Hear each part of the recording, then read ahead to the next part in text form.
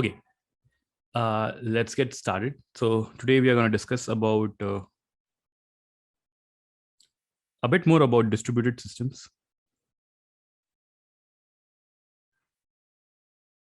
Right. So can somebody tell me what a distributed system is? Okay, Vikram, I've already shared the notes on the drive which is there for this particular course. Did you look at the Google Drive? I think you'll find the notes there. Okay, sorry. Coming back to this, I'll probably take the questions certain time later, right? So if anybody has any questions, probably we'll have dedicated time for it, right? So distributed systems. Anybody who wants to define this? It's very small actually. Like, can we make it big? Sorry. Yes, this is Ananda. Yeah. Yeah, it's coming as like a tablet mode, and it's showing only in half of the screen. Yeah. So I think that's the whole thing. Like I'm using. Okay, I can do one thing. Is this better? Yeah, it's better now. Yeah. Yeah. Sorry. So I'm using a tab to basically do the whiteboarding, right? So it's gonna have like low content. So probably I think if I use it horizontally, it's a bit better, right? So I'll probably use it. Better. Yeah. Thank you. Yeah, thank you. Yeah. So what is a distributed system as such, right? We have all been exposed to the term as distributed system, right? So what is a distributed system? Yeah, I can take a shot. So distributed systems are the the distributed computing units where we have multiple smaller computing units comes together, and where it helps to scale up or scale down the system easily, and easily can handle fault tolerance, and can support disaster recovery, those kind of aspects. But instead of having one bigger computing unit to take care of everything, to take care of the scaling, fault tolerance, and DR aspects. So these systems are the best solution.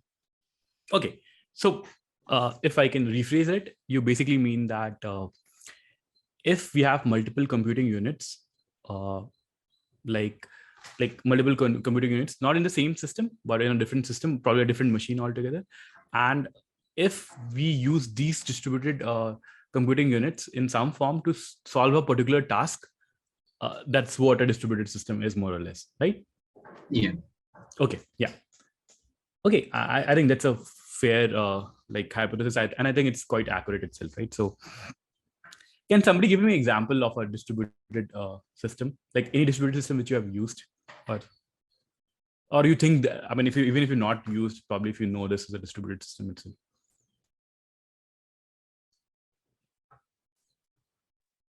I guess horizontal scaling was one of the type of distributed system. Okay, can you explain a bit more how? Because here also we have multiple machines, okay, where we are nothing but distributing the load among all the nodes we have in order to get some optimal result from what we have designed the system. Yeah, more or less you can say that, right? So if I just want to draw out something, right? So I'll just I'll take an example of an application server, and a very simple one, and we'll see like what happens exactly, right? So okay, what happened? One second. Yeah, okay, it's better. So suppose this is my application server.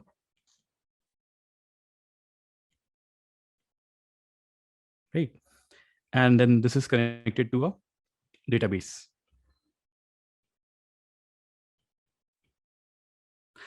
Right. So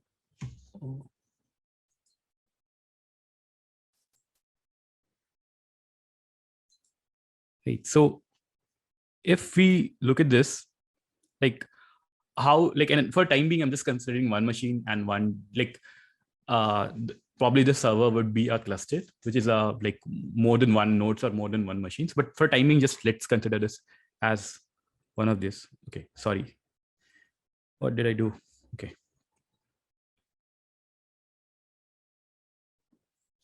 Yeah. So if you look at this, like a request, and this might be any kind of API server, right? So it's an application server. It can like think of this as a REST server or API server itself. What happens is you get a request from outside, right? It might be like, I'm not considering other aspects of this. Think of this that this gets a request, right? And this, because this is an API, so like it's like an API request which it gets, and then it goes to this particular server, and then server might like hit certain kind of queries or certain, like it might do some operation like insert or read or update or any kind of thing, right? So it will fire a query to the database. It will get some result, like some response back and stuff like that. It will do some processing at its end, and then it will return a response back, right? Is this okay, right? This is how like a normal API server would work, right? There might be other things like cache and stuff like that, but for the sake of simplicity, let's just consider that this is how it is, right? So in this case, if you look at this, for like, so suppose I hit one API request, right? One API request like actually does some work. Like if you treat this as a task or something like this, right? It does some processing on the application server, plus like some queries executed on the DB, right? Right? Like in order to perform one API request, or in order to get a response from our API request, we do both of these stuff, right? Can we call this as a distributed system?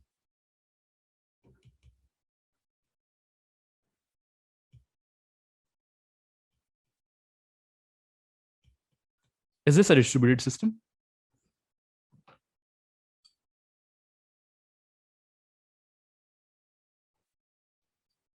No, this is not a distributed system because the request is being processed by only one application server. So there are not multiple systems trying to solve a common problem. So since it is being taken care locally by one of the system itself, and no communication between the distributed machines for solving one problem, so it seems to be not to be a distributed system. Okay, that's interesting. I see Chandan has his hand raised. Chandan, yeah, will it be okay to say like like for microservice architecture, multiple services will be there, right? So that will be actual distributed system, like whenever we used to do APS and service to service communication, that service can be in location or something. So microservice architecture, I mean, that may be proper example for this distributed system. In this one also, like, yes, for database, we can say, because multiple database, if we are connecting for a single server also, maybe database can lie in different region locations, so maybe. Okay. So both of you are saying that this is not a distributed system, right? Yeah, kind of. Okay. Here we have a single application server and single DB, right? So that these are like single point of failures. Mainly the distributed systems avoid the single point of failures. So even I'm thinking it's not a distributed system. Okay. Accepted. Like, yeah. So if I go back to the definition which we talked about this, right? We were saying that in order to process a request, something like this, right? Like in order to process a request, we spread the processing across multiple computers, right? That was the definition, right? It's not even in one system, but it's using like a request can be processed across multiple systems altogether, right? That was the definition, right? In this case, can we say that the request, so if you look from outside, somebody or some client which is calling this particular request makes a call, it goes to the API server, and then it goes to the DB. Like in order to serve one request, it's using like some application server is doing some of the task, and some task is done by the DB, right? And these two are separate machines sitting outside, right? Like they're different two machines. They're connected via a network or certain things like that, right? So isn't it a distributed system? Because it's trying to like that one request is a task which it's trying to do, and it is using like multiple machines, an application server and a DB are actually working together and solving that whole task, right? Or like serving the task. Yeah, Joy, go ahead. Hey, thanks. So can we tell just what you just told, right? For a single process, if one system is processing that, can you tell the distributed based on what you are telling? Like what you told, I agree that API requests being done on one place and the processing on the app server, it's a different place. But API request, that's done only on one place, right? So I mean to say a single process, if it is done on a single machine, right? Can we tell that as a distributed system? No, so, okay. If you look at this, right, Lo, so I probably should have done something. 1 second. If you look at this, for the outside world, right, for the API, which is actually working, this whole thing, this is one unit, right? Correct. This is one unit altogether, right? And so for the outside world, it's one. They basically hit a DNS or some particular URL or some particular like whatever URL they have, right? They hit that, right? They don't know about like whether it's using a cache in between and stuff like that, right? From the outside world, can you differentiate whether it's a one computer or there are multiple computers or one machine? No, right? So if you look at this, I could say that if you're looking, if you're using this, it's like one request which is getting served, and it's getting served by like multiple machines or multiple different types of machines are actually working to solve this particular problem, one problem or one particular task, right? So in order to serve this request, we're doing distributed tasks over different machines, right? So why can't we say this as a distributed system itself? I understand the point that what you guys are making is it's a single point of failure and stuff like that, right? But that's different. Like I would say that are characteristics of a distributed system. You would probably, when you're trying to build out distributed systems, you would have redundancy and stuff like that. But if just by definition, if you want to talk about this, can't we say this, right? I mean, for one task, I'm calling two different machines. I'm doing two different tasks. Like I'm doing that over two different machines and then trying to solve this problem itself, right? So why is it not like, why can't we say this as a distributed system? We're distributing the computing, right? If you look at this, we're doing some bits of processing here and some bits of processing here, right? So it's a distributed system. Ajit, in my opinion, instead of saying that distributed system, can you say it is a multi-layer architecture where like UAE is handled by one server and APIs is handled by another layer and database is handled by another layer, like multi-layer architecture? Yeah. Okay. But it's I mean, not we can say that. I mean, multi-layer architecture is not a wrong word to use, and whatever you define as a multi-layer architecture is right. But can we come back and say that this is a distributed system or not? Like, so then, if this is not a distributed system, what is a distributed system?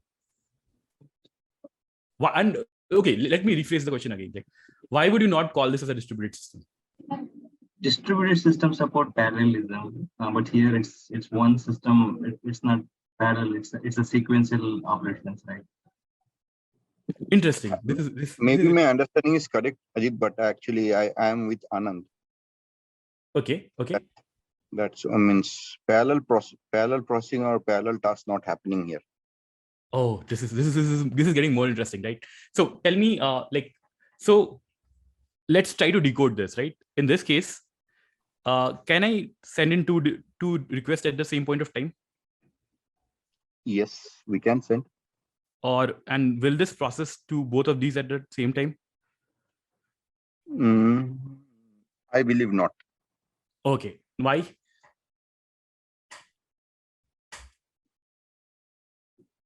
Because those two processes, right, will be in queue, which will be processed one after another.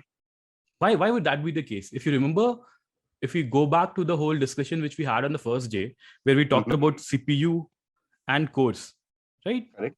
Yes. And we talked about there are two concepts, right? One is parallelization, and the other was concurrency. Correct. Right. First of all, like you would be able to serve this, right? So if this particular server, even though it's a single instance server, if it has like 4 cores, this might be able to serve this, right? Why would you say that it will not be able to serve parallel tasks and stuff like that? If that's the case, then if you think about this, what is the latency going to be of our servers, right? Like, would you be able to scale things to that point which we are able to scale, right? And then what's the need of the different cores which we have in the system right nowadays? So when you're introducing multiple cores, right? Mm-hmm. Correct. Mm-hmm. There only you're introducing I cannot tell a fully distributed system, but definitely a partial distributed system when you're introducing these multiple cores. Yeah, so like distributed systems and distributed, I mean, think of this, like, do you have this understanding that a process, if you do all of the task in one process, then it's a single process thing. And if you do it in multi-process, then is it a distributed thing? I mean, I would say that think of this on the higher level. Okay. That think if I'm gonna use, like, if for serving one task, I am using multiple machines, and these multiple machines can do multiple kind of things, right? For example, in this case, there's some processing there's a REST API server which is doing the application bit, right? Or which is getting the request, decoding all the parameters and stuff like that, and then it's trying to fire off a query, and then it's getting a response back, and then again doing some massaging and then giving back the response. So I'm using two different kinds of systems, and probably they are not in the same system. They're distributed over a network and stuff like that, right? So if I look at this, there are two separate machines which are working to solve this particular problem or task at hand. Then it's a distributed, like, I'm using distributed power, right? I'm using different types of jobs, and I'm doing different stuff on both of these, right? So this should be a distributed system. So, okay, understood. So if a task are divided between different machines, yeah, so then that's a distributed system. Got it. Yeah. I mean, one way to think of this is going to be same. The next point which people can come back and say is, like, if I deploy the same application server and then the same, like, on the same machine, I deploy the same application server and same database, then probably you might not call this a distributed system, right? Because the same machine is basically getting used. There's no network connection which you need to go outside, or there's no network connection which is getting outside and stuff like that, right? So people would, like, argue on those fronts and stuff like that, right? So first of all, Joy, like, basic thing which I think you need to have clarity on this is, like, multiple requests. You can use, like, you can serve multiple parallel requests from a application server. If that's not the case, then there's a lot of other problems also, right? We'll never be able to scale in that sense, right? So in the same server can be used to serve multiple parallel requests, and this is what we discussed in concurrency versus parallelism. Right. Okay. Right? So that's the case. And distributed system has nothing to do with parallel requests, to be honest.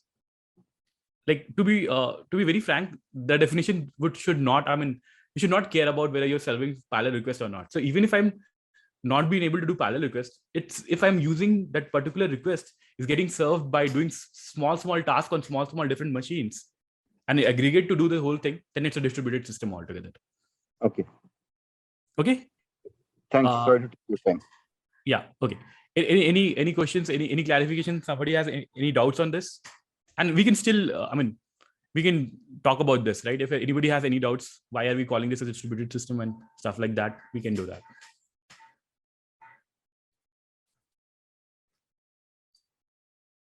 Yeah. So I think Anand, yeah, sorry, I'm still not convinced. For me, I think, like,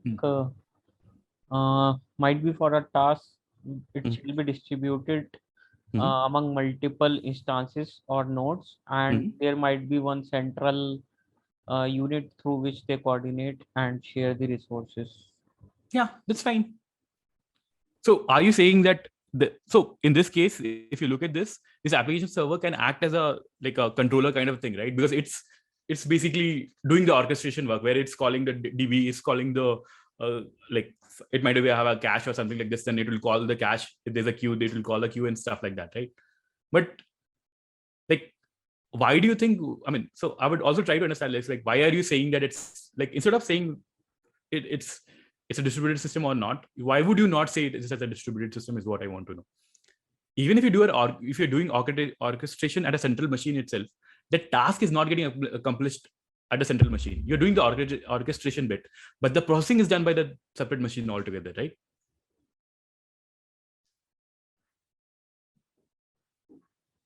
Okay.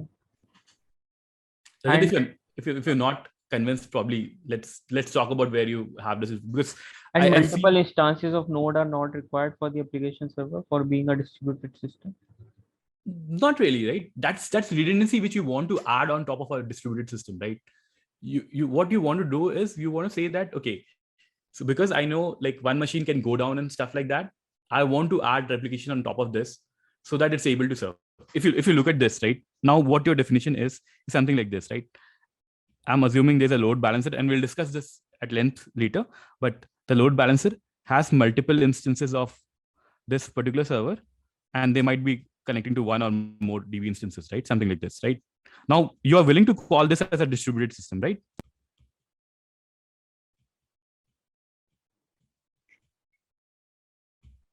You're willing to call this as a distributed system. Is that correct? And this architecture should be present at multiple data centers. Means, like, Okay. Rajat, I think there's a disconnect in the definition itself, right? Where you're saying this, like this is a distributed system. In fact, this is a distributed system, and what you're talking about is also a distributed system altogether. So, do you really care about if a machine is in one particular zone versus if a machine is in another particular zone and stuff like that? Only one question, Ajit. Sorry. Can Yeah. you help me where the resource sharing is happening in this case? If you just look at the compute itself, right? In this case, if you look at the compute for like serving a particular task, I'm using an application server, and then I'm using like a DB query, right? So there are two kinds of things which are happening, and like the resource sharing is happening, right? You're just performing some task at this machine, and you're performing some task at this machine, and then like the whole thing which gets accomplished using these two machines, right? Okay. Yeah. So Rajat, like I would just say that what you're saying is, like, if you look at this, like a server with a DB, right? This is a distributed system. Multiple of the same servers connected to one of the DB is also a distributed system. And if you place multiple of these stuff across geographies or in different data centers, that's also a distributed system altogether. and if only a web server is there, no application server is there, and static data is being returned, then that also is a distributed system with no database. If you look at this, in this case, if you look at this, if everything is getting served from this case, then you probably can call this as a not a distributed system, right? You're not computing anything in this space. So Deko, there's multiple ways in which you can accomplish a task and stuff like that, right? So in general, what happens is you would have multiple redundant servers on this side, and there would be a load balancer, which is basically doing is forwarding the request, right? And then like the whole thing is basically called as a cluster, right? But if we go back to the simple term which we call for distributed system itself, right? We say that multiple machines or multiple nodes would coordinate to solve a task.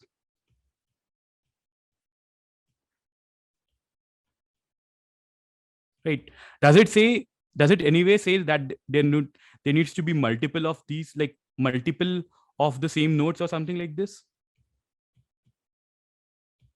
Or does it say that it should be presented in multiple places, multiple same nodes across data centers would be the same thing, right? Multiple, like, does it say anything about any zones or something like this? Not really, right? This is not a technical definition which we have. It just says that in order to serve one request, if you're not using one machine, if you're using more than one machine, then that's what a distributed system is. Yeah. Ananda, you have a question? Yeah, Ajit, so machine is like is a physical machine or virtual machine? Let's say there's one big machine, one physical machine, and I have three virtual machine in the same, and I'm going to use one as a web server to serve UI, another application server, and third one is the DB server. So can we consider this as a distributed system?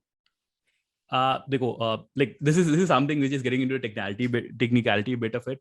In general, if I gave an example, right? You can have your own computer in which you're running an application server itself, and you're running the DB also in the same particular thing. In this case, probably you don't call this as a distributed system because you're using one single machine to do this, right?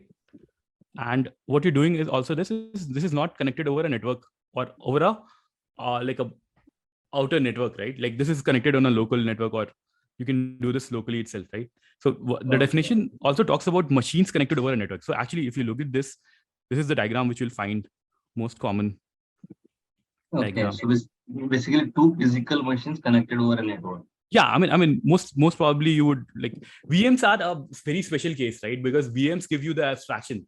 I mean, when you're running a VM, if you're using two EC2 instances, like this depends on whether like there are different configurations on this. So it might happen that both of those EC2 machines or VMs which you have might be on the same machine or might be on a different machine altogether, right?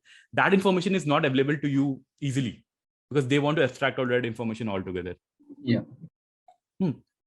So if you look at this, like the definition is something like this.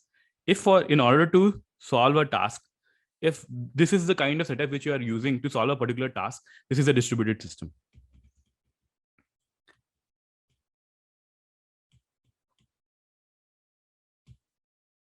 Right. And in this case, this might be an application server doing some kind of processing. This might be a DB and this might be a cache. Probably the interaction might differ a bit, but this might be a case, right? And if you look at this, you can have more of this redundant systems, right? So now I can have more of this, and more of this, and this can still be a cluster. That remains the same thing, right? Like what we generally do is we add more, like we add replication and other stuff to make the to increase the availability and like remove the single point of failures, reliability, and all of those things, right? The different characteristics of distributed systems. You wanted to make it more reliable, you want to make it more available and stuff like that, right? So this is this is how you would want to do this.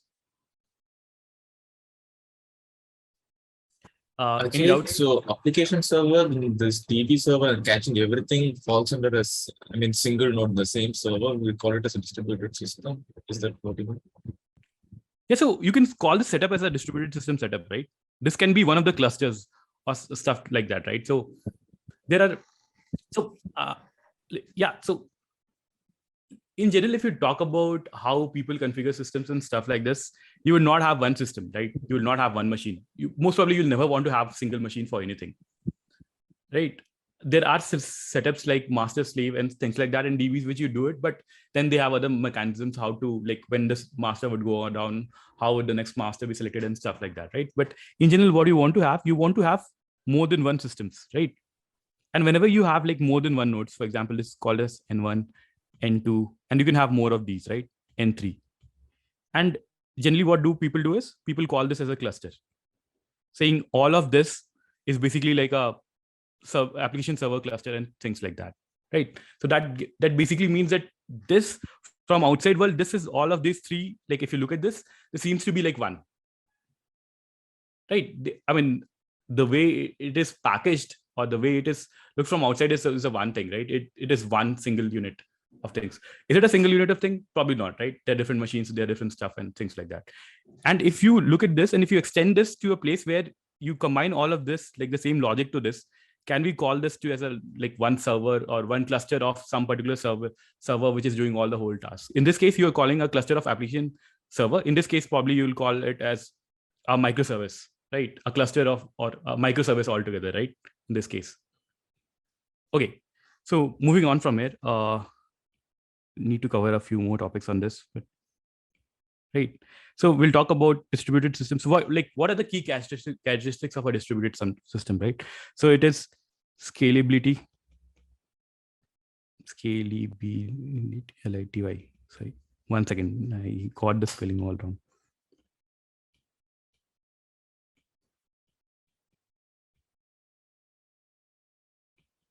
Right. Reliability,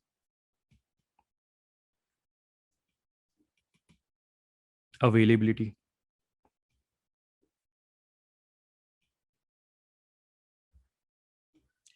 efficiency, and then serviceability or manageability. Right. So scalability, like we know this, like generally distributed systems are more scalable. You can add redundancy and stuff like that, right? So if one of those redundancy, if one of those goes down, you still have like you'll still be able to serve the request, right? So it's not a single point of failure and still like this, right? Reliability, it's generally more reliable and available. So if you look at this, because you're having multiple nodes and things like that, it's more reliable in the sense, like, you know that it's not going to go down completely most of the times. You would have certain part of the system working and stuff like that, right? So it's generally more reliable in that sense. Availability is how much time does it stay up, like does it go down, like how much time does it like stay up and it's operational, right? So like if you have distributed systems, it basically serves the purpose, right? It's going to be more available as compared to a single system, because you don't going to have a single point of failure itself, right? The next bit is efficiency. So we talked about two terms in the last class. One was throughput and the other was latency. So you measure both of this, right? So if a system is quite efficient, you will have like good throughput and less latency as such, right? So that's how you measure this. And the next part is serviceability or manageability. So how do you manage instances and stuff like that? If one goes down, how would you bring another up and stuff like that, right? So in this, like, these all things are key characteristics of a distributed system, right? So building out these systems, like distributed systems, you want to take care of all of this, and it generally helps in all of this per se itself, right? Okay, in efficiency, like there's some, okay, first of all, like, do you understand all of these concepts? Like I think we have more or less covered all of this. So not going to go deep into all of this itself. Like, these are just the key characteristics itself. Like if there's something which you need to discuss, probably we can talk about this. So is this clear to everybody? Like, what does this mean?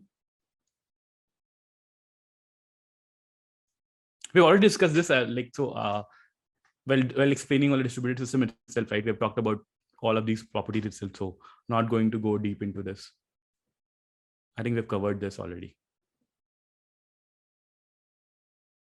Okay, I see some.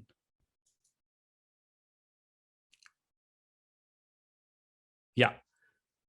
So availability is generally the uptime, right? So if you think about this, what people say is like how much your system is available, like 99.9% uptime and things like that, right? So that's how you define availability most of the time. Like, so how many hours do you have, like your downtime or uptime and stuff like that? So that's how you, like, basically think of this, that these all terms are used to define a scale, like a distributed system. Like, what was the availability of your system? Is your system reliable and stuff like that, right? So availability, I would say it goes down into something like a number. That number would basically be like an uptime number of like my system was 99.9% available and stuff like that, right? This generally helps you to give SLAs to the other things. So example, if you are building out a SaaS company, or if you are a SaaS company, you give out these metrics out to other people, right? So that this is the availability of our system itself, right?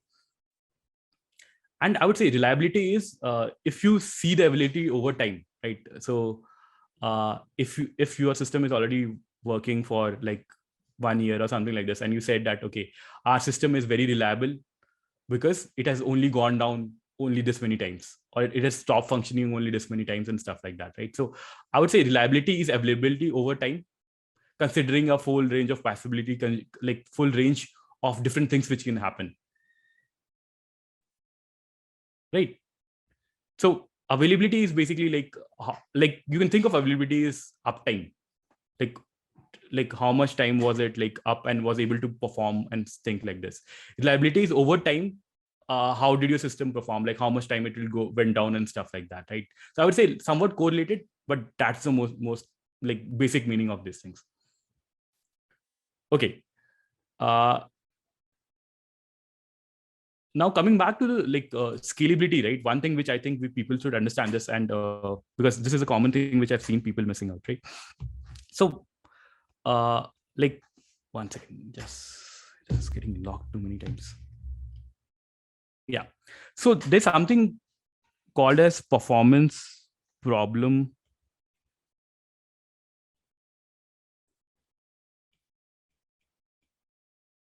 and scale problem. Or I'll say scalability problem. Right. So if you look at this, like, so if for one user, if I have a problem, right? So for example, suppose I'm doing a load testing, and for a single user, it takes 10 minutes for me to process a request. Right. This means that I might have a performance problem. Let's say perf problem, right? If in like the same use case, if I like measure it differently and I say that for 100 parallel requests, the latency was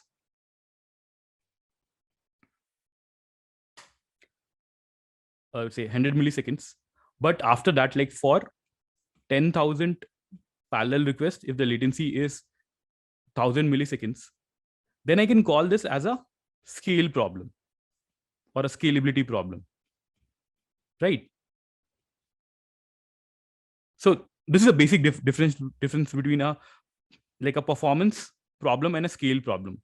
So when you're trying to measure it for a single user, so for a single user, if this is the amount of time, or if your requests are getting processed slowly, your system is slow, then if you have a performance problem, right? Because like that's a performance issue altogether. If for multiple requests, you see that for some X number of requests, you're able to solve the problem, like, or you get a lower latency. But if you increase more than that, then you start getting a higher latency. Then it's basically like a scale problem altogether. It's not a performance problem, but it's a scale problem. So this is how people look at performance and scalability itself, right? So if one request is taking more time, then you have a problem, right? Like there's something which is going wrong. Probably you need to do something to like improve the performance.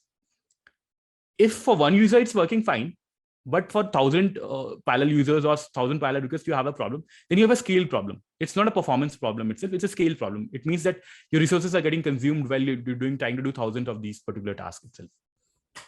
Any questions, any doubts?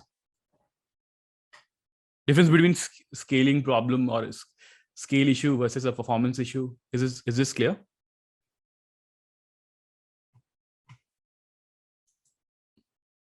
Okay. Okay. Now let's come to this and let's try to.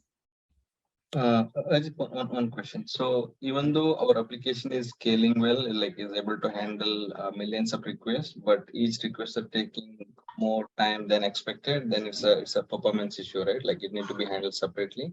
Yeah. So like I'll say like one way to look at performance problem is if you do one of these things, you still like take 10 minutes to do this. If you do two of this, you're still taking 10 minutes to do this. Then you have a performance problem itself, right?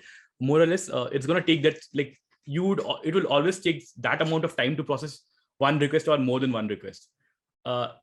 In the scale problem, it basically works well for, or you get a lower latency for some number of requests, but when you increase that threshold or if you go higher to that threshold, then you start having problems. It starts increasing it as such, right? So if you look at a graph, if the graph is consistently high, it means you have a performance issue. If the graph goes higher after, like when you increase the number of requests, then probably you have a scale issue. Okay, got it. Thank you. Yeah, okay. Okay, so now let's basically have some discussions around what is the advantage of distributed system, what is the disadvantage of a distributed system itself. Anybody wants to talk about it? Like,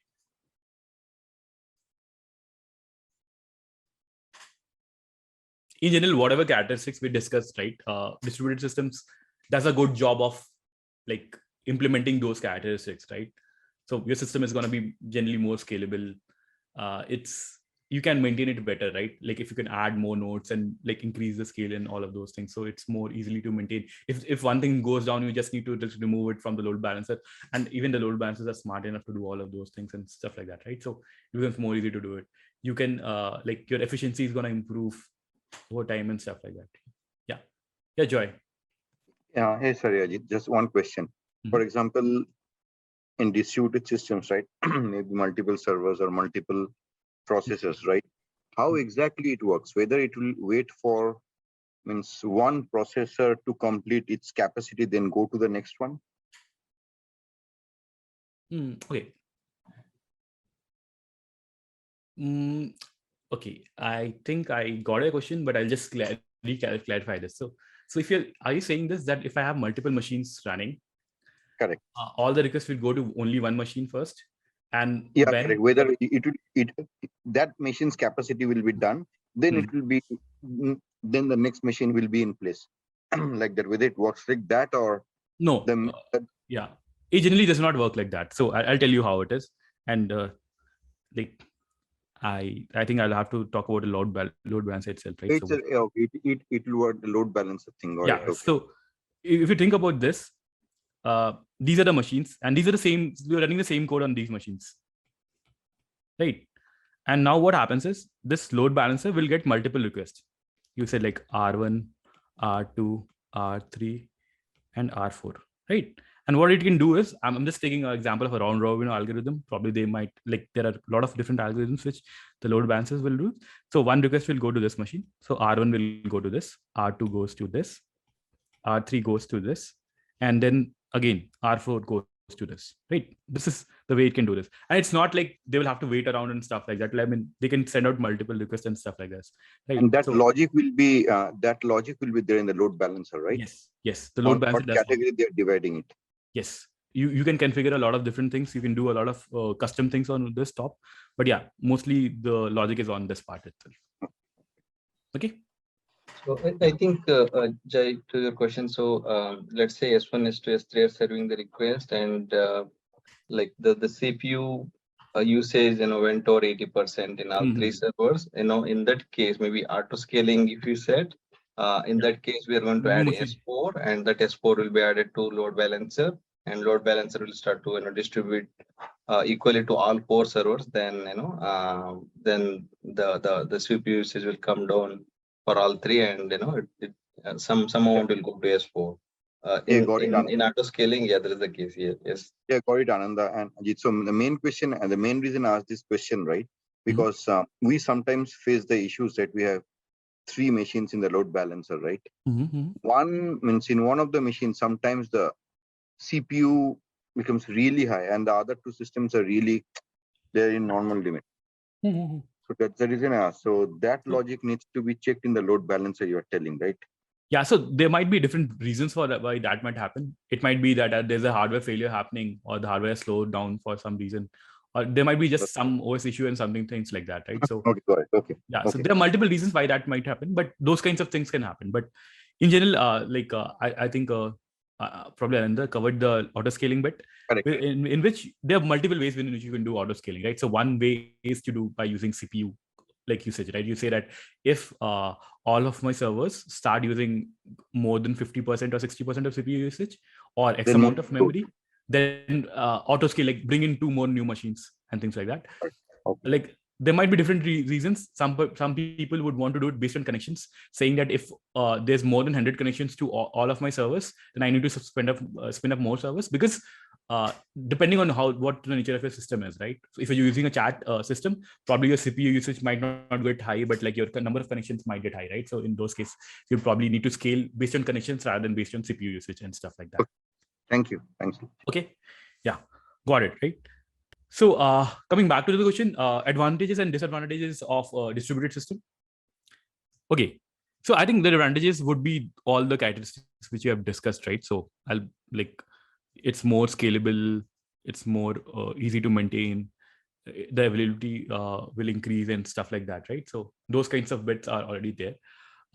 In terms of disadvantages, if you look at this, because you're using multiple machines to do this, your setup cost would increase, right? Because you'll have to use multiple machines, and the setup cost is increased. You'll have to look in where the maintenance is easy. The other bits of this is also that now, because all the requests are going to like different machines and stuff like that, your network you're more dependent on the network and stuff like that, right? So if you're using, like, if this particular machine is connected to a DB, connected to a cache, and probably a queue and stuff like that. Now, if any of the networks between them, like any of the connectivity, if any of the connectivity issues start happening, then you start having the problem and stuff like that, right? So I would say in those things, it starts becoming more complex, right? The complexity increases when you start using distributed system. If you're trying to trace a request, or if you want to do traceability and stuff like that, right? It was also like you'll have to write some custom code to do tracing and stuff like that. So where is your problem happening, right? For example, like, is the problem happening on the other side of the system? Like, for example, is the queries running slow on a DB, or is there an issue between the connectivity between the server and the DB server, right? So those kinds of like issues might start arising itself, right? So, and you'll have to monitor all of these things to basically like make sure that your system is working well, right? So the monitoring becomes a I would say important bit. Anyways, we will have some monitoring, but like you'll have to have monitoring at different levels altogether, right? To keep the system running, or at least to verify whether everything is running properly or not, right?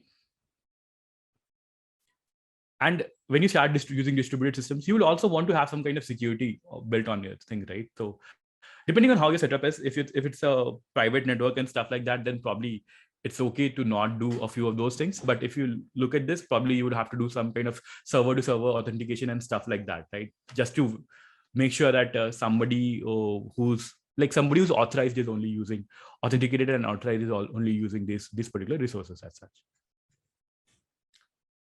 Is this clear? Any doubts on the advantages and disadvantages?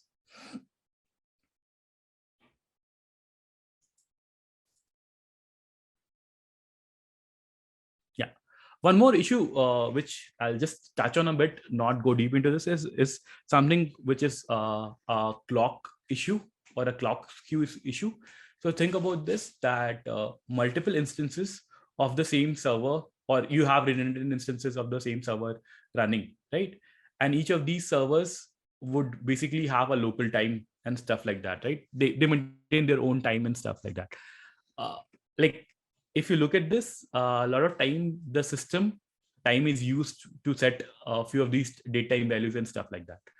So if two of the systems are not in sync, or there's a clock skew which happens, it might have some issues in your system altogether, right? So for example, if I'm building out a system where I am like basically depending on the time set to decide what happened first and what happened next, right? So I'm basically depending on ordering of time, and I'm setting the time at the application server level. Now what happens is there's this clock skew, and this server 1 and server 2 are not in the same clock, or like, because we go till the milliseconds and nanoseconds also, it's difficult to maintain the exact clock, like, right? So it might happen that this is lagging behind a bit, right? So now what happened is you get a request on S1 and you log the time into the DB, or you log some time into the DB. Now you get a request to S2. Though this request came after the request 1 or R1, the R2 came, but because of this clock skew, you might log a time which is lesser than the time which you log for from S1 itself, right? So now if you look at this, those kinds of issues might arise when you're working with distributed system itself, right? And clock skew is one of the common examples which happen. People use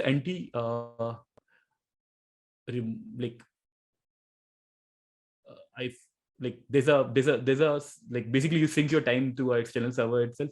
It is called as NTC network time protocol, NTP or something like this, right? I'll just need to check.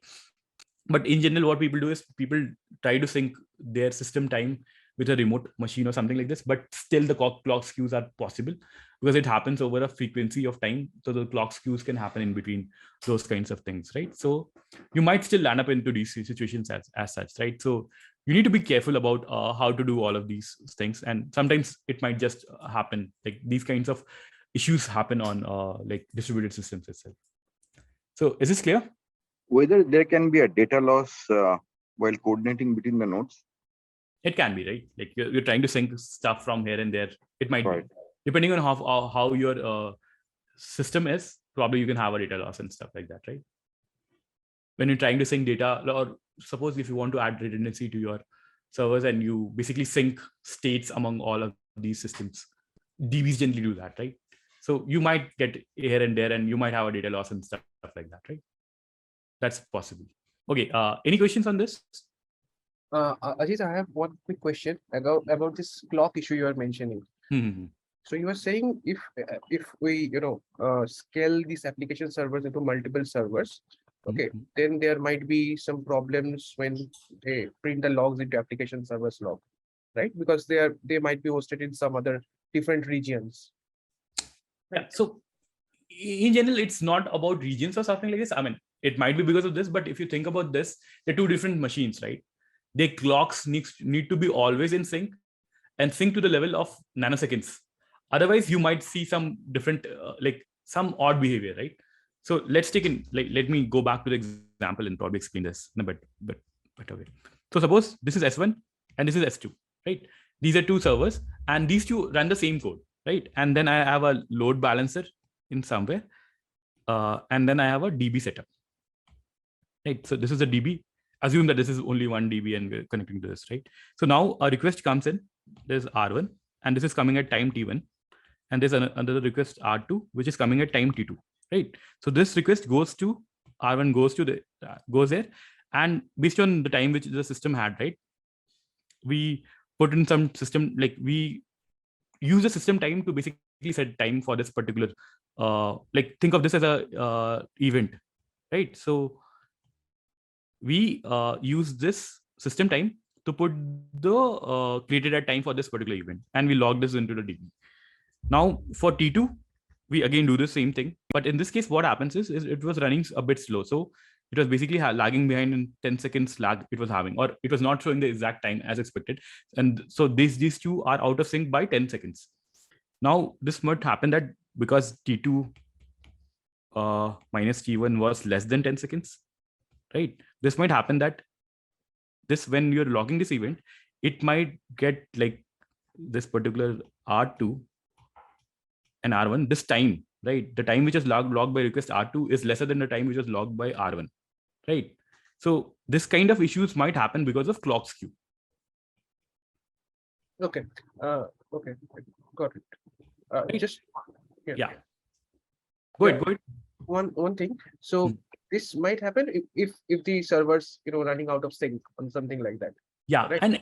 And to be honest, this happens regularly. So there are a few things which, I mean, if you're taking the assumption that your servers are always gonna be in sync, then you are making a big basic flaw here. So okay, it always happens. Yeah, that's fine. But my question is that what will be the repercussions of that? I mean, it's okay because they are two different requests. And so okay. Request. So if you think about this, suppose they were events for a particular. Okay, let me just go back and say, like, there was so I'm using some chat application, right? And these two requests were some messages which were getting sent. So this was message 1 and this was message 2, right? Now, if you look at this, ideally it should have been like the ordering becomes important here, right? So in this case, the ordering should have been message 1 and then message 2 should be like later than this, right? Now what happens is this thing's order change, right? Message 2 and then this is message 1, right? The ordering has changed. So now if on the other side, somebody who's receiving the message might see the order as like jumbled, right? It is not the right order in which the message was actually sent. The order has changed.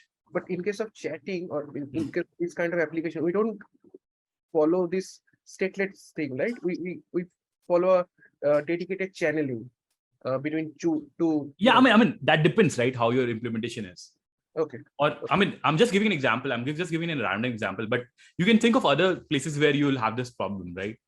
Okay. Like if you think of this, like think of situations where you send out notifications, or you send out like you try to log something that this was done and this was done next. If the clock sync happened, like you feel like, okay, how can this happen before this? I mean, I'm just giving random examples, but you're right. I mean, probably in a chat application will deal it with different way. But yeah, got your point. Just one more thing. So as our application server has been scaled up, okay, the every request come via load balancer, right? So my question is that there will be only one load balancer or multiple load balancer? I mean to say whether we scale up the load balancer as well or just one load balancer. Yeah. Can we, so I'll just say like, we'll discuss about this later when we talk about load balances, but in general, just to satisfy your curiosity, we have like, you generally have multiple load balancers. There are different modes in which load balancers run. It might be that there's an active passive load balancer. So there's an actively serving request load balancer, and there's a passive load balancer, which is just sitting out there idle for a time being. If the active one goes down, then the passive one comes up and things like that. So there are multiple ways in which people do this, and there are multiple configurations which you can have. But yeah, more or less, you will have some kind of redundancy built on it. Okay, one more follow-up question. So if there are multiple load balancer, multiple active load balancer, then who will decide where the request will go to? I mean, load balancer decides for the application server, but who will decide for load balancers? I mean, you can think of this that while the orders while the requests are coming in itself, right? The requests generally come to a DNS and stuff like that, right? So if the DNS itself can be resolved to multiple load balancers, then probably the routing happens at that level itself. Or if you have only have one DNS configured, then you probably get requests to one of those load balancers. So I would say those are some advanced topics which we'll discuss later. But okay, you can think of this that you can configure a DNS to also have multiple of this, right? So probably I think this would be understood better when we discuss about how the DNS is resolved. Fine with me. If we cover this up in later. Yeah. So in general, there are multiple ways in which people can do this, but sometimes DNS also allows you to have multiple servers defined and stuff like that. So you can define both of your load balancers can go into a DNS entry altogether. Okay, got it. Okay, so yeah, Vikram, go ahead. Yeah, so you were explaining about this clock queue issue, correct? So what is the solution, or what is the fix for this? In case if I wanted the message to be delivered in order, let's say message 1 and message 2 to all the clients. So what would be the fix for that? In general, how people solve this is depend on the DB to give you the time. So instead of you setting the time itself, let the DB set the time. Okay, yeah. I mean, now again, you can come back and say that if you're using a NoSQL DB where they have multiple distributed instances and stuff like that, then you can have an issue. And yeah, that's possible. Listen, I'm not saying that it's not possible, but one way to mitigate this would be in that sense that you let the DB set the time. Right? Yeah, understood. Okay. Thank you. Yeah. Okay, so now moving to the next bit. And this is the important bit, right? So as I've covered distributed systems, the next thing which comes into the play is the CAP theorem.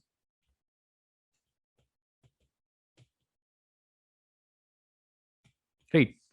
So this is a theorem basically saying that if you are working in a distributed setup, you can do either of these two, right? There are three things called as one is consistency, availability, and then partition tolerance.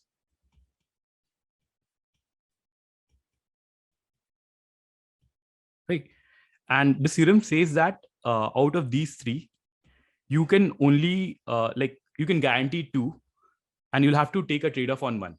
So you can either do CA, or you can do CP, or you can do AP. Right. Okay. And these terms, right? Consistency, availability, and partition tolerance. Can somebody okay, because I think everybody would have read this for the interviews and stuff like that. So instead of me telling this, I would want to know, what do you understand by consistency as such? I'll explain this in detail. I'm just giving an overview of this CAP theorem, but I want to understand about what do you guys understand about this? So consistency. Can somebody help me understand what do they mean by consistency here in respect to CAP theorem?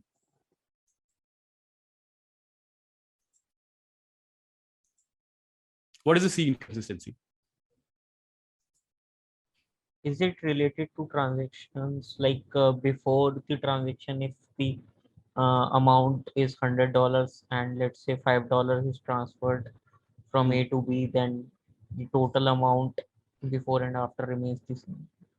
Yeah, so I would say like that's like a consistency guarantee. And yeah, more or less you can say about that, and you can assume that that consistency is what we're talking about. But in this case, probably we'll say it a bit differently. I would say that if you write some data, and then if you read some data out of it, you should be getting the most recent right. Okay, Ananda, go ahead. Yeah, so since in distributed system, multiple machines to process and store the data, right? If you store the data in multiple systems, these systems. Ananda, sorry to interrupt. Your voice is a bit low. Can you hear me now? A bit better. Okay. Since in distributed system, we store and process the data in multiple systems, right? So if you're storing the data in multiple system, the data should be consistent across the system.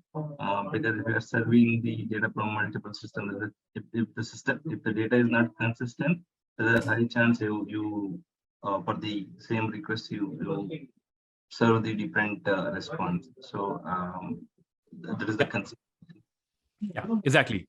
So like if you think about this, consistency means that like if I write a particular data, and if I want to like again, and then I said a read request, this might be that I would send read requests, like multiple read requests and things like that, right? A strong consistent system would give me the latest write, like the response. So if I written like a key with a value 1, I would get a response of value 1 from the system back. And even if multiple of these people send out, like multiple of these requests happens, or read requests you'll get send out, like you will get the same response back from the server itself, right? Which is the latest read itself. Now, how is this why is this important is to think about this as like in distributed system, it might happen that you have different kinds of setup, right? You might write to one node and you might replicate that same data to other nodes. It might happen, right? That's how it can happen. Like, let me take this example. I'll probably show me. Suppose there's a setup in which there are multiple nodes itself, right? And these nodes can talk to each other. So I'll just say that there's a network connectivity between, I mean, probably they can connect to each other also. Like this, they can be connected in multiple ways, right? If there's a write request, and this write request goes to one, probably like, let me name this S3, S4, right? It goes to S1, and it like you write this on S1 now. Okay. Now, generally what happens, and depending on how you have configured your application and other stuff, like it will try to replicate the data which is written on S1 to S2, S2, S3, S4. You might want to write it on all of them before returning a response saying that, okay, now I've written all of those things. Or you might want to write to half of those instances before you want to return back a response. Or you want to just write to one instance and you're fine with just returning back a response. And you would basically try to sync the data asynchronously. Okay. Now, the next thing what will happen is if I send in read request and the read request goes to different servers, probably it goes to S2. Now, if the data is not synced with this particular instance, you might get a old data, right? Or no data. Because this, if it is a new creation, probably you don't have the data itself, right? You can get this problem, right? With of old data or no data itself, right? Right. So then you have a consistency issue, right? This is a consistency issue. Where it says that if you write, like your read should give you a latest write or the most recent write which has happened into the system itself. But in this case, this can happen, right? Because probably your syncs does take some time to sync your data, or there was a network issue between these two nodes, and things like this can happen. So do you understand what is consistency? What do you mean by consistency, and why can a system not be consistent? Yeah, Vikram, go ahead. Yeah, so the example you're trying to explain, is this eventually consistent? We'll come to this. We'll probably discuss about this. Yeah, so we'll come to this. Like we'll talk about what are different consistency and stuff like that.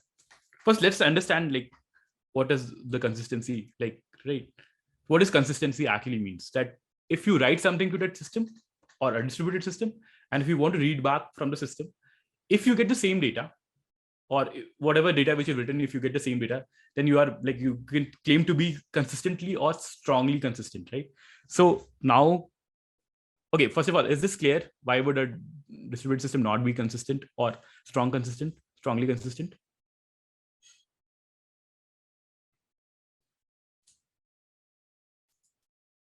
Yeah, okay.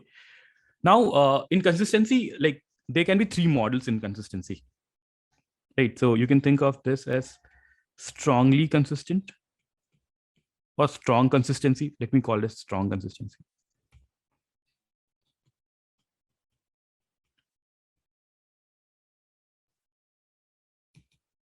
Weak consistency. And then eventual consistency. Right. So in strong consistency, it's basically saying that if I write a data to a system, whenever I read, I will get that same recent write back, right? The data which I've written recently, I'll get that data back itself, right? Then it is strongly consistent.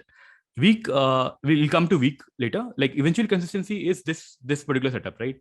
In this particular setup, it might happen that for some time, if I read if I read from any other servers to whom I've written, probably I might get the stale data, but it eventually will pick up and I will get eventually that same data or the most recent data, right? But it might happen that at time t1, I would get a stale data back from one of these servers because of the replication model itself, right? So it will eventually be consistent, right? So after certain time tx, all the systems might be in sync, or I will get the data that consistent or that particular data which I've recently written, right? So those model is called as eventual consistency or eventual consistent model, right?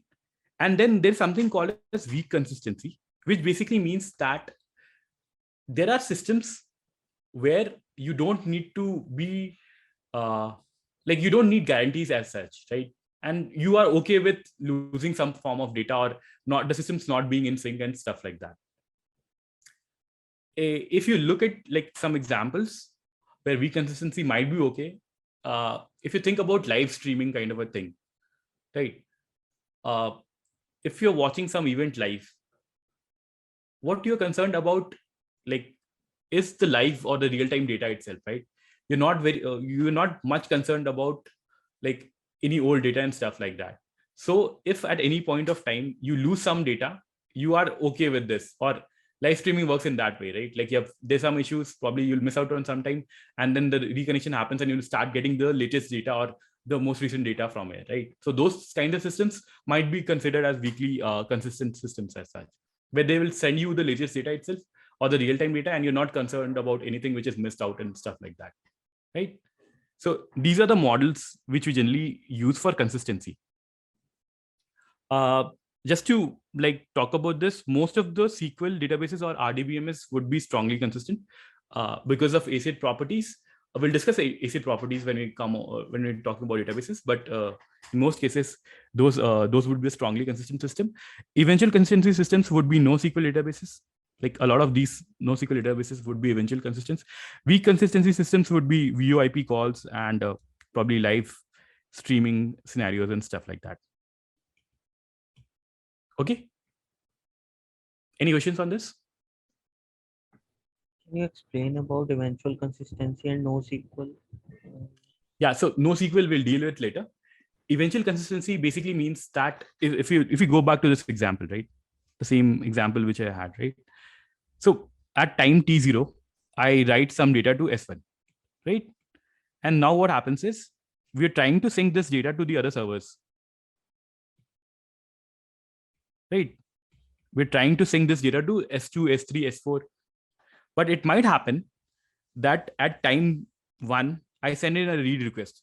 And this replication or this sync of data did not happen till this point of time, right? So in this case, what can happen is you will, for this read request, you can get a old data, right? You can get a old data or no data, or you will get like basically not the most recent write data, right? But and then the sync happens at, suppose at time t2. And then at time t3, again, I send a request to this particular system. Now I would get back the correct data, right? Because the sync has happened and stuff like that. So this form of system is called as eventual consistent systems or eventual consistency. So it's similar to the social media platform. If we update a post and someone visits my wall, then he does not see it instantly, but might be after 5 minutes he'll be able to see it. Yeah, similar.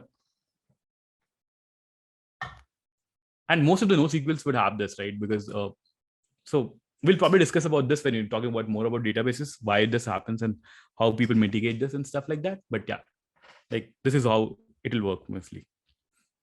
Any questions on this? Yeah, Vikram. Could you please explain this weakly consisting once again? Yeah, so there are some systems where you are okay to drop data because if the data is not real time, probably does not make much sense.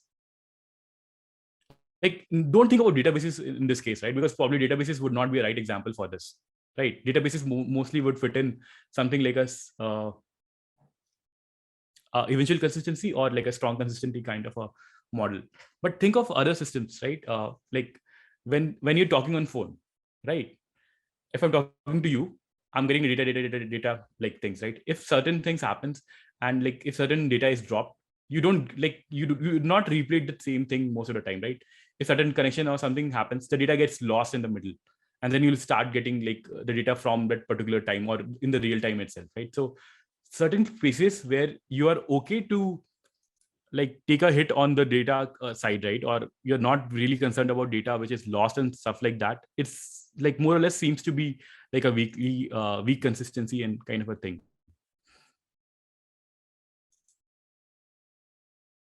Right. So you can also think of this that like if for some reason, like I'll just give you a hypothetical example in this case, right?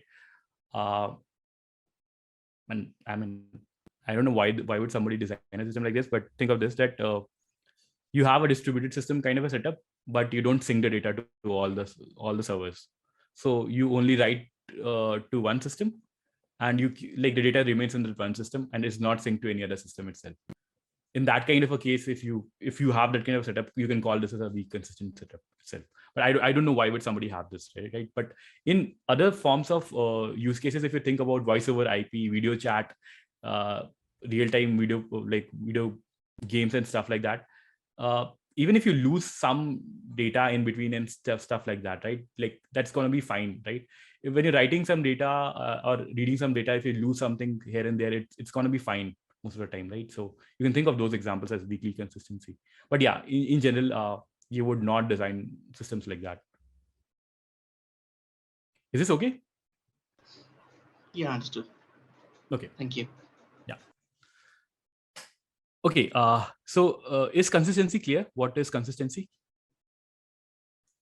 Ajit, I have one question. So you were talking about sync, right? Sync in the sense it is all about DB sync, or what is it actually? You think about that. Yeah. So basically, I have a state in server S1.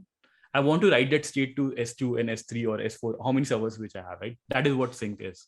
You basically want to replicate the states. So I have a state S on this, right? I want to write that state to all the other servers itself. And in some cases, if you're considering databases, that might be the data which you're writing or the state and data. I mean, however you want to consider this, right? So that would be it. Okay. Like, you want to sync, saying that, okay, so, okay, let me give you a better example. So distributed systems are different systems, like different machines altogether. And write happens to this particular machine. So this particular machine might be now, because write has happened to this machine, the content of this machine is different from this machine. Right? Because the write has happened to this, it has not happened to this. Now, what you want is whatever the difference was or whatever the newest write was, you want to write to this machine so that if any request comes to this machine, it can handle, like it can give you the response back itself, right? So what you're trying to do is you're trying to sync these two machines with the states of these two machines. That is what sync is.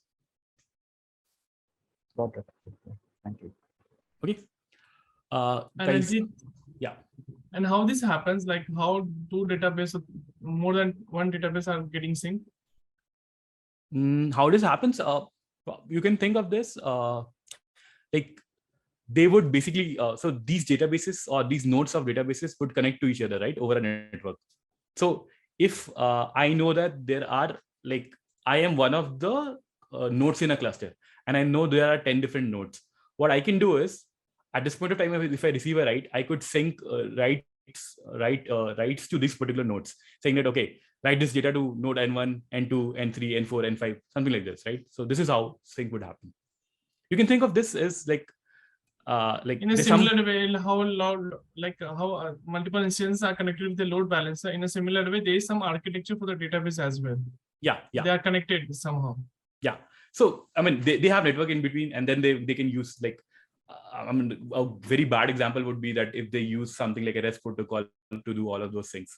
So saying that, okay, I received this request, I will use a REST API to sync that data. I will fire in a request to sync that data. And then they will also get back acknowledgement and stuff like that, so that they want to retry and do certain stuff on that. Okay. I mean, you can think of this like there's some way in which I could send in requests and I could ask them to like update this state. I have this state, now you should also have this state and stuff like that. And they will also get an acknowledgement back saying that this write happened on this machine or not. Got okay. It. Yeah. Thanks. Okay. The next thing which we'll talk about is availability. Yeah. So the next topic which we'll discuss is the A in CAP theorem, which is availability. Anybody has any idea about availability? We have discussed a bit about availability, so.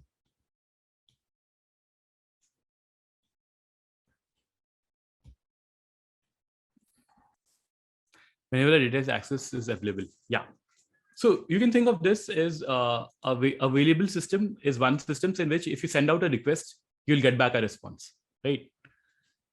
Now, there might be different cases in which you would get an error or you'll get a response back within a particular amount of time, right? Like you can get like, so a system might be available, but the latency might be more and stuff like that also, right? So, okay, anyways, like let's first talk about what availability is, right? So if I send a request to a particular distributed system, I'm expecting to get a response back, right? Right? In order to have high availability in the system, we do is we have like more number of clusters, right? So there's no single point of failure, but we have more than one like instance running for that particular system, right? So if we had a single instance, if it goes down, your system is all down, right? Your system is down. If we have multiple nodes, like this node and one more node, right? And probably you have a load balancer here. And if you send it in a request, even if this system is down, this system can serve your request, right? So this is available, right?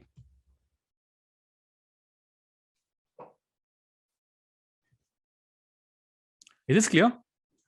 What is availability?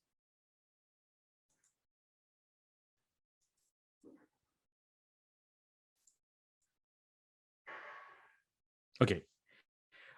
In general, when people talk about availability, people say that a non-failing node will return a reasonable response within a reasonable amount of time, which basically means that if your node is, I mean, if your node is up and running, you would get some kind of response out of from it in a particular time. Like it will not take too much time to give you a response back.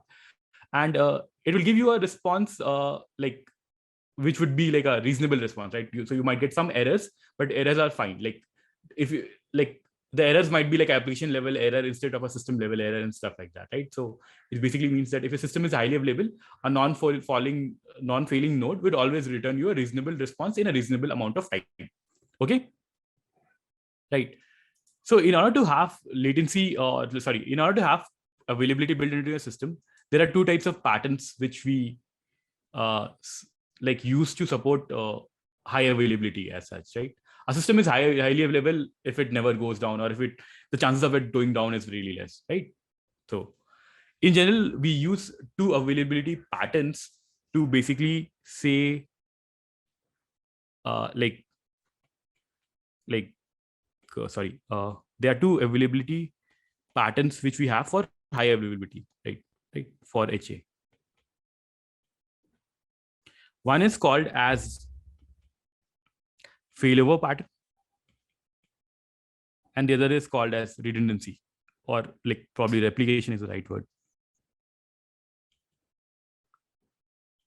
Okay. So as a name failover suggests, we'll probably try to have some kind of fail safe mechanism or a fallback itself, right? So we'll have a fallback in which like if something happens to one of the systems, some other system would be able to do that, and like we'll be able to use that, right? So in failovers, we generally have two kinds of model. One is called as active passive model, and the other is called as active model.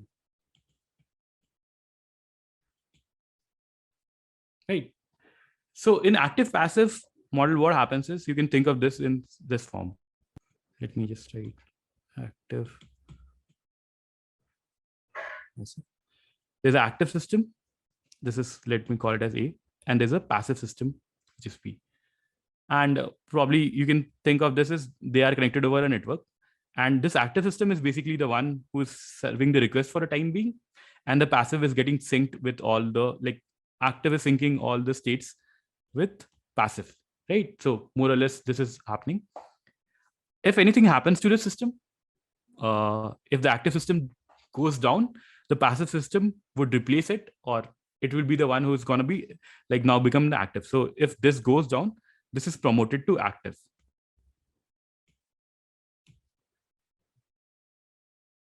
Okay. So you can think of this as also like a hot standby kind of a thing.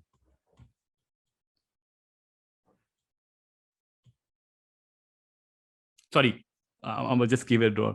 This is I would say like a cold standby, right? Because it's not a. Sorry, like this depends on how you're doing it, but you can just say like a standby kind of a thing rather than calling it a stand. Like, there are two, like people can use it in two different forms altogether. One be that it's already running and it's up and it's getting synced with everything and it is ready to like serve the traffic. The other might be that you would have to do certain stuff to make it like promoted to active and stuff like that, right? So you can think of this like there are different ways in which you can configure this passive to like whenever a system or active system goes down. Do you need to do something to like promote it to like active, or do you just don't need to do it and it's already has all the data and stuff like that? Do you need to sync data from outside to make it while before promoting it to active? Do you need to sync in data, or it's already synced in like with all the data and you can just use it, like you can just promote to active and do it, right? So that depends on the model itself, but yeah, I mean, depending on the use case, you can use any of these models itself, right? Okay, I'll just repeat it so that it becomes much more clear. So in an active passive model, you would have like an active, which is like active, or I would say node, which is basically like serving the request right now. And then there would be a passive node, which would basically be like passive for a time being. It might be synced with the correct data or the whatever the state is of the active thing, or it might not be synced with the active thing itself right till now. So and when when the active goes down, then the passive can come up and take the place. Now, even in this case, there would be two cases. If the state was already synced, then it can just go ahead and like become active. If the state was not synced, you might have to do some kind of pre-processing or some kind of processing to basically convert it to like active server itself, right? And this is similar, like sometimes people call this as active passive or master slave, right? So there are two names for this. Okay, any questions on this? So in this case, if suppose your initial active one, which got down, now it is up now. In this case, what will happen? It will start acting as a passive for a time being. Okay, until the data it becomes synced with the passive. No, it can happen that now the passive system has taken over as active, right? Until unless it comes down, it's going to still remain as active only. And this active one became a passive now. Okay, and sync will happen now. The sync will happen from initial passive to the current active. Yeah. So whoever is acting as an active one will do the sync, right? Because they are the ones serving the traffic right now. Okay, so what I'm understanding, most of the time when we are talking about the database, okay, so normally we have a one architecture, master and slave, in the case of database, right? That depends, I would say. Most of us has worked on RDBMS kind of database, and they have the master slave architecture. Okay, do we have any other architecture for the RDBMS? RDBMS, I'm not really sure because we do all those have those acid properties and stuff like that, right? So there are constraints which will not help, like will not be able to use any other form of failover because of that whole constraint I said. I think you can also use active kind of a use case, but not really sure. Need to think about this. But most cases you generally use master slave architecture. Master slave or active passive. I mean, this the same name is used, right? You can interchangeably use this name. Okay, actually. Yeah, Vikram, go ahead.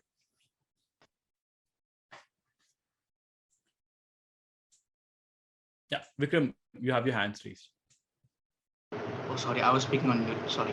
The data that's being synced between master and slave, are those consistent, or if this yes, then how? Okay, what do you mean by consistent here? Meaning like, okay, so if there are some writes that are happening to master, let's say, and when you try to read, like if the master is like is not available, or if it goes down, then we try to like read from slave, correct? So would the slave have the same like data? Would it be consistent and like? Okay. Yeah, so yeah, most of the time it's gonna be consistent, and you do like when you do some like in general cases, right? If you look at this, there are, I mean, I don't know whether you have faced these production issues, but you would see that your slave is lagging. Sometimes these are the stats, and somebody who's a DBA probably can add up here. Like you'll find that your slates are lagging by 5 minutes, 2 minutes, or these many writes and things like that, right? So it can happen that your slaves can be lagging. It is possible. So if you're not reading from master, it is possible that you are getting some stale data because your slaves are lagging a bit, or the data which is written to master has not been synced till now. So that might happen. Okay, so there's a possibility for it, correct? That Yeah, the data would be stale. You would have this problem. You will have this lag. I've seen this in production systems and stuff like that. So you'll have this lag. Okay. Yeah. Okay. Thank you. Yeah. Okay. So this is what is an active passive failover, I would say. The other one is called as active. And in this case, this would look like something like this. Both of these are going to be active. So I will say A1, A2. The requests are coming in. Both of them are serving the request and also trying to sync among all of this. And like both of them, basically you have like two of them managing the traffic itself. Somebody asked me like, somebody had this question, right? About how do you do multiple instances and stuff like that? Right? Yeah, Rajat, go ahead. So in the active configuration, so let's say I want to save one row. So it will, let's say it was being served by A1. So it will save in A1, and in parallel, the synchronous call, it will save in A2 as well, and then reply me back, right? Otherwise, there would be some inconsistent data. Yes, exactly. So replication, right? When we talk about replication also, right? This is something which you need to understand about these systems, right? If you have an active model and both of them are serving the traffic, right? So you would want your system to be consistent, right? If you want your system to be consistent, then the acknowledgement when you send back to somebody saying that, okay, this write has happened, you'll only send back those acknowledgement after you have written to both of these, right? So take an example. There's a request coming in, right? This request comes here, it goes to this place, it goes to this, then it gets back an acknowledgement, and then only you can return back saying that, okay, now I have sent the acknowledgement, right? So if I just give a numbering, this is 1, this is 2, this is 3, this is 4, this is 5. This is how the flow would happen. Yeah, just go ahead. And in the previous case, can you scroll up a little bit? Yeah. So this was not real time, right? So it was being done. Yeah. So I would say I would basically be like, if you think about this, you can do both of those things, right? So there is things like I talked about standby. I did not talk about hot and cold standby. But if you look at this, the difference would be if I'm using a hot standby model, then I'm basically returning the response back. Like I'll sync. I mean, basically the write is happening synchronously, right? And then only I'm returning back a response saying that, okay, the write is there. So it's a hot standby. So everything which is there on active would also be there on passive. In case if I don't want to do the sync or like I don't want to do the write synchronously, I would probably do it asynchronously. In that case, it might be a hot cold standby. So you can use both the models in that case. So, but in that case, there would be some data loss if the active goes down. Yeah, that's possible, right? So, but if you think about this, there is a catch also, right? Like if you look at this, if you're trying to sync it synchronously and then you're returning back a response, you're adding up to the latency, right? So depending on if you're okay to take the hit, if you think that this is something which you really want, then probably you would want to do a hot standby kind of a model where you will write it to active as well as write it to passive. If you're okay with like, how many times do you would this go down and stuff like that also you consider, and you're fine with that window in which you can lose some amount of data, then it's fine to use a cold standby. So is there a way to reduce the latency as well and make it cold? Reduce the latency as well as? Do it in a asynchronous way. You can reduce the latency if you do it in an asynchronous way, but then you will have to, like, you're not really sure, right, that write has actually happened. So you might have a data loss in between, right? No. I was asking, is there a way, might be by introducing some cache in between and doing it asynchronously, and the latency will not be there and data loss will not be there. So is it possible? You can do those, but you're bringing in more systems, and those systems might again have the same problem. Yeah, might not be the cache, but some other ways it. So I'm saying you can do that, but that same problem can exist at that point of time also, right? So okay, then there is a trade-off. There's a trade-off, right? So if I'm writing to a DB, if I'm writing asynchronous to a DB, I don't know whether this write has been completed or not, right? You probably might have reduced I would say, the probability of that problem thing happening. But if you look at the cost, you will still have that problem. You will not able to solve that problem completely. Is that okay? Got it. Yeah. Ayush, you have your hands raised. So I think in these type of scenarios, in some situations, we have this heartbeat mechanism or health checkup mechanism. Yeah. So which of the active or passive one is healthy and is up, we can connect that to. First, we'll be having a heartbeat or health checkup, and accordingly, which one is up, we would be asking that server to serve the request. So in that way, we can save the inconsistency. Sorry, I missed that part. I agree with the heartbeat thing. Basically, the heartbeat thing is just to check whether the system or the system which I want to send the request to is actually healthy or not, right? So the load balancers tend to do this, that at any certain interval, they would basically do a ping and will check, are you healthy? Are you healthy? Are you healthy? So if there are 10 nodes, they're trying to do that. Are you healthy? Are you healthy? Are you healthy? And if one of the node goes down, they know that this is down and they'll probably not forward any request to them. Yeah, so exactly. That's what I think Rajat's question was.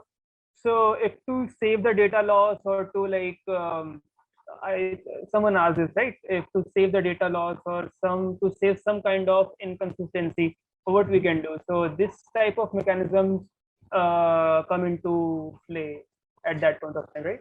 Yeah, but okay. So that use case was, I think what Rajat was saying was like from active to passive model. If I don't want to take a latency hit, is there a way I could do this with reliable or like with guarantee that my data will not get lost, right? Even in that case, right? So, and there's a very good question over there also, like there's a good learning over there. Even though the load balancer was able to get the heartbeat from both of these nodes, active and passive node, but that does not guarantee that the active node is able to communicate to the passive node. There might be a network issue between them, right? Okay. Right. So there is always this possibility. And this is a very good learning, which is there.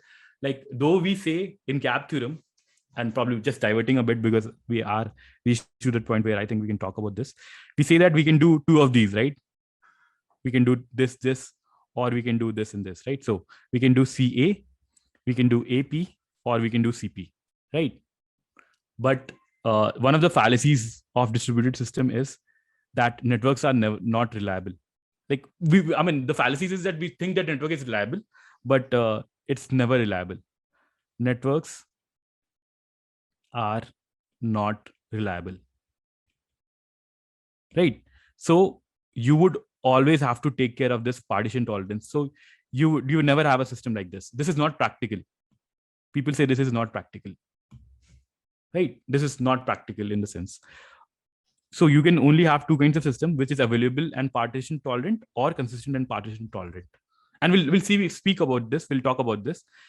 And so this is the thing, right? So networks, and this is the thing which you always need to remember this, that you cannot never trust a network. A network can go down at any point of time. So if you're not in the same machine, you have this problem. You cannot never say reliably that this machine and this machine are always connected and things like that, right? This is something which is always going to happen. Okay. We'll talk more about this when we come to partition tolerance, but for a time being, I'm just, yeah, Vikram, go ahead. Yeah, is hot standby active kind of a model, or? Yeah, it's kind of an active kind of a model if you look at this, but because it's not serving the traffic, you're not serving the traffic from here, right? You're basically syncing the data in real time, but you're not serving the traffic. Where is it? If you look at this, what you're doing is you're trying to sync the data, but you're not basically, you're syncing your data in real time, but the traffic is only served by the active node, right? Not the passive one. Right, yeah. Okay. Thank you. Okay, so we have done with the, I think, the failover pattern. I'll probably think this is good for now. Probably we'll discuss the later part of things, right? So we have to cover a bit more about the other pattern, which is, so we have covered failover, we have to cover replication, and then we'll have to cover partition tolerant, and then we'll cover all the different types of systems like the AP system and CP system. What is the behavior for all of them, right? So I think I'll take a pause today because I think we've covered a lot of different concepts today. So I think teaching like everything in one day would be a bit of like overdose for you guys, right? So I'll probably take a pause right now. Okay, any questions up till now? Ajit, what would be the good website or place where we can read about these things? Might be on Geeks for Geeks or something. Have you in your mind? So let me, yeah, I think you can look at places, you'll find something on Geek for Geeks. I think they would have something around this, right? So this CAP theorem is one of the most popular theorems around this, but people don't understand this properly also. Like, so I did refer something. Let me see if I have any references materials. No. I'll do one thing. I'll probably need to look into this. I don't have it handy. I'll probably try to figure something out and probably share with you guys. Okay. Sir, do let us know what kind of interview questions come up for this CAP theorem.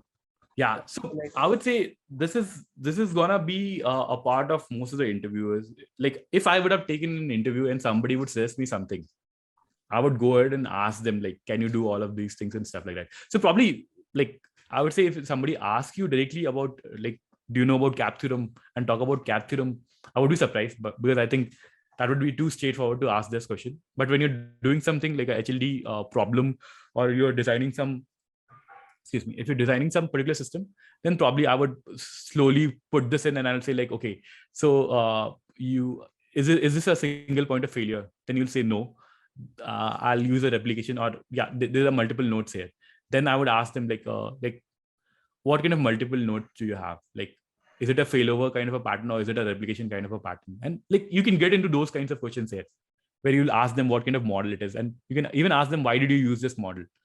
So why did you take this trade-off and stuff like that? So I think it's mostly going to be placed in those designing problems in a very subtle way. I'm not really sure if people directly ask CAP theorem and stuff like that.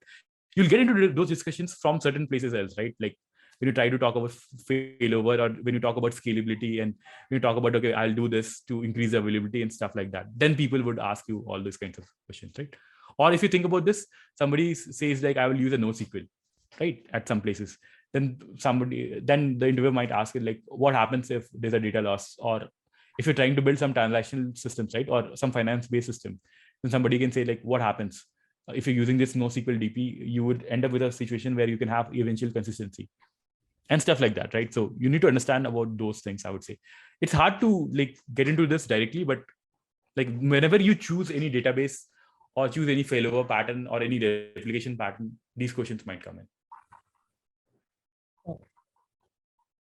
Is it clear, Ayush? I mean, yeah, yes. So basically, it's like whatever you are choosing, you need to back up that with certain reasons. Yeah, you exactly. need to come up with validity. Yeah.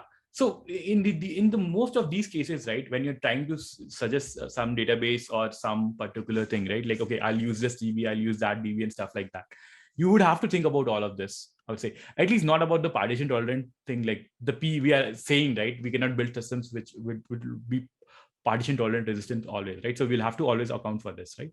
Now we can just build systems like which are consistent and partition tolerant, which is similar to things like RDBMS and stuff like this, or things like NoSQL, which is available and partition tolerant, right? So when you're choosing any of one of these, like, you'll have to take that, we'll have to see this, that the thing which you're taking a hit on, right? If you're taking a hit on consistency, is there a requirement that your system needs to be highly consistent? If that's the case, then you cannot use AP, right? If you're using something like a CP, then you're taking a hit on availability. Can you do that or can you not do that? Right. So I think the choice of your technology would also determine, I mean, most of the time, if you understand this properly, probably you would be able to suggest better things while using, while in a system design interview. Okay, got it. Yeah. Any more questions? Anybody? Any more questions? I'm gonna take a pause. So we're done with the topics right now, because I think it's gonna be too heavy for one to cover all of this, right? So if somebody understands CAP theorem properly, I'm quite sure that they will do well, at least when they're trying to suggest things, and they understand it, right? Like they understand like what is the nature of your systems, and if you're trying to build a system, is it like does eventual consistency work for that system, or does it not? If it does not, then probably you'll have to choose a different kind of database and stuff like that, right? So I think those choices would become much clearer, right? So I generally tend to stress a lot on this CAP theorem, tend to spend a lot of time here, because I think this is the basic building block for anything which you're going to do in the future.